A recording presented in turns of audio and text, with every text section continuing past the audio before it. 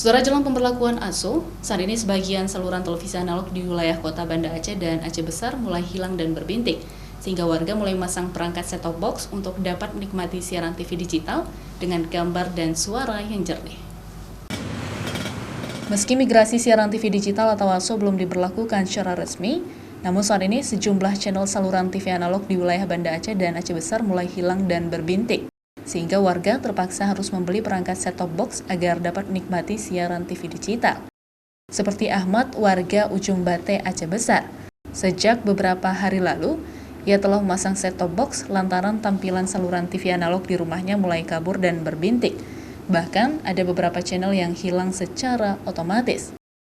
Setelah memasang perangkat set-top box, keluarganya kini sudah dapat menikmati hingga 30 channel siaran TV digital dengan gambar dan suara yang jernih. Padahal sebelum memasang set-top box, hanya dapat menikmati 10 channel siaran TV analog.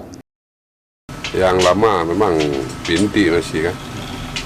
Lama pasang antena apa nih? STB. Digital parabola nih. STB Pak. STB. Udah bersih, Bersih. Berarti gambarnya bagus Pak. bersih memang. Bersih ya. Siarannya?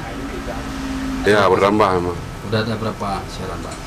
Udah ada 30. Udah 30 ya. Sebelumnya? Sebelumnya cuma 10 atau 11 lah. 11 ya. Bagi warga kota Banda Aceh dan Aceh Besar yang masih menggunakan perangkat televisi analog, tak perlu harus membeli TV yang baru. Anda cukup menambahkan set-top box untuk menerima siaran digital.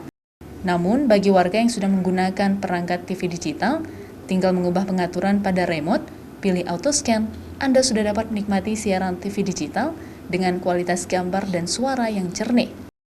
Raja Umar, Kompas TV, Banda Aceh.